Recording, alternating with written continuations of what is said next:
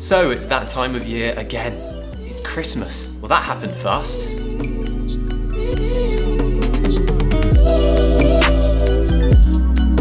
That's right, it's Christmas time, and of course, it's my duty as an English teacher to give you a Christmas-themed lesson. Today we're going to be learning a little bit of pronunciation. We're going to be learning about the dark L. We're also going to be learning a few Christmassy phrasal verbs and of course some vocabulary along the way. So let's begin by talking about pronunciation. The reason why I'm teaching you the dark L today is number one, because loads of people have been requesting it, and secondly, lots of Christmas words involve the dark L. I don't know why, don't ask me, but I just managed to find quite a lot of words which involve the dark L in Christmas vocabulary. So we're going to be focusing on some of these today, trying to get that pronunciation of the dark L correct. Now firstly, I need to explain to those of you who don't know what the dark L is. We actually have two pronunciations of the letter L in English. We have something called the light L and we have something called the dark L. The light L is the easy one. It's the one which most of you already know. It's in words like yellow or hello, where we create this L sound. The tongue touches the top of the mouth, and as we produce the sound, the tongue goes down. L, okay? Now I want you to imagine the dark L as a lazy L. We don't fully produce the sound, we kind of half pronounce it, so the tongue stays up in the top of the mouth the whole time, and we create quite a small shape with the mouth. Ooh. Look at my face when I pronounce a word like tall. Tall. So my tongue is not moving, it's staying up, kind of floating at the top of the mouth, as if I'm about to pronounce a L sound, but I'm just kind of stopping and not producing the full L sound. So tall or always, always. Okay, tongue's going up and curling back slightly, and we produce this ooh sound. Let's give some Christmassy examples for where we might find the dark L. First word I want to teach you, I have it right here. This thing. This, well, that didn't go as planned. This thing. This is called tinsel. I'm going to take that off my head now. So tinsel, this lovely thing we get in many different colours. We usually decorate our Christmas tree with tinsel. Okay, so we wrap it around the tree or we put it on parts of our house to make it look Christmassy. It's just a general decoration that we only get out around Christmas time. So, tinsel.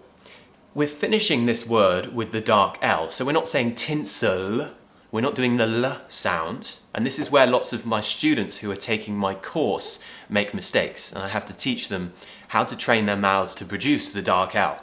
So I'm going to give you the basics right now. Like I said, imagine you're not completely pronouncing the L. It almost feels like we're just producing a vowel sound. Tinsel. Look at the shape of my mouth. That's the most important thing, firstly. Oh, oh. Tinsel. Okay, so don't let the tongue move. Keep it up high. Tinsel. Now, don't be afraid if it feels unnatural in the beginning. That's very normal. The more you produce this sound and you repeat, eventually your muscles will start to relax and feel like this sound is more comfortable. The next one. Another thing we decorate our Christmas tree with is this. A bauble. Firstly, I want you to get the two sounds, the most difficult sounds here, correct. So the vowel sound, or.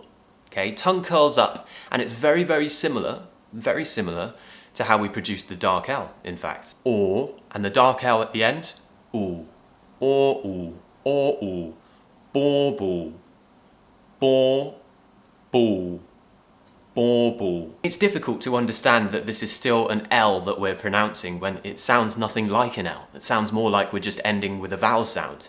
But this is where you need to understand that whenever there's an L at the end of a word, we're not going to pronounce it with a L, okay? There are other rules for the dark L. I'm just focusing on these today. Also at Christmas time, there are these songs which tend to happen. We have Christmas songs, of course, on the radio, but we also have some more of the religious style Christmas songs, the songs which you would hear in a place like church if you do go to church. And these are called Christmas carols. Again, carol. Now try and add an S on the end. Carols.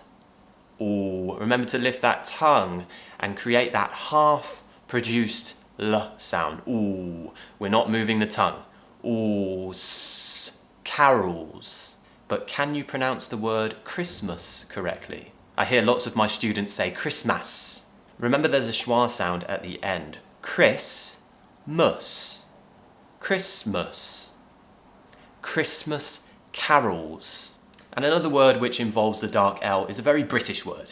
Now most of you, and also most Americans, will pronounce this word as movie. However, in the UK, we refer to it a little bit more as being called a film. Film. Again, we're creating this very round shape for the dark L. Film. Film.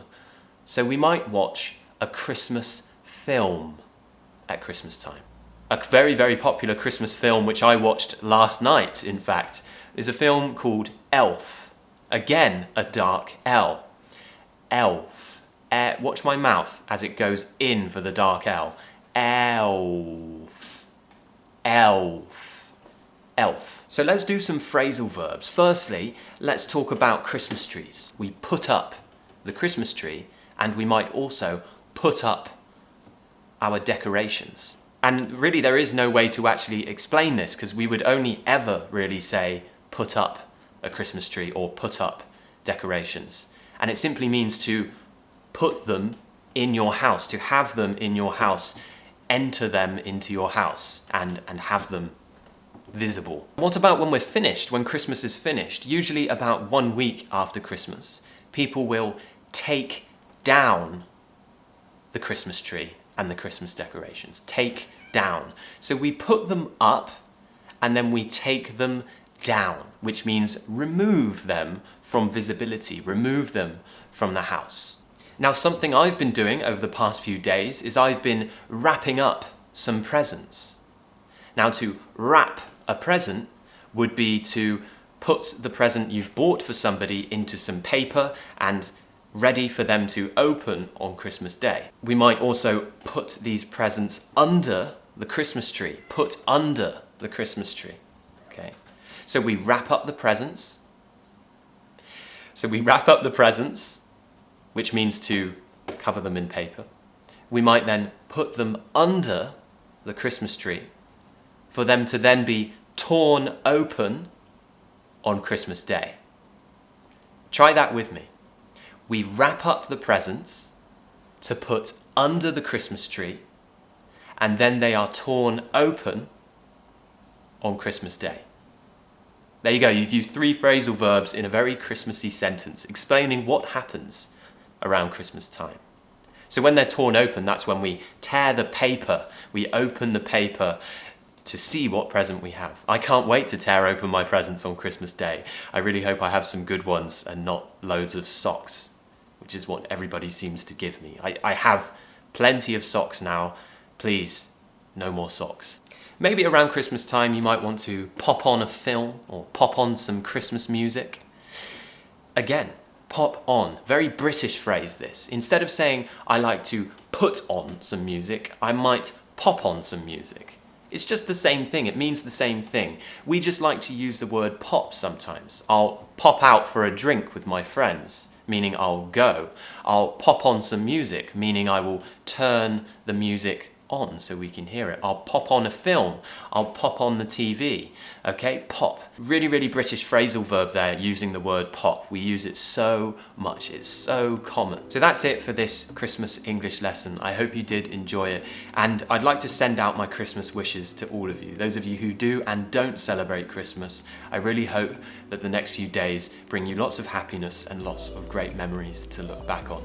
It's been an amazing year here at ETJ English, and things can only get better. So I really wish you all the merriest of Christmases.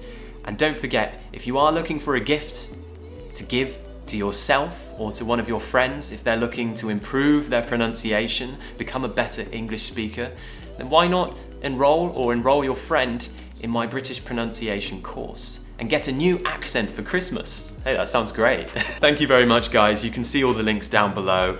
Give me a thumbs up and subscribe if you haven't already. I love you all. Merry Christmas. Tinsel, baubles and everything. Enjoy. Goodbye.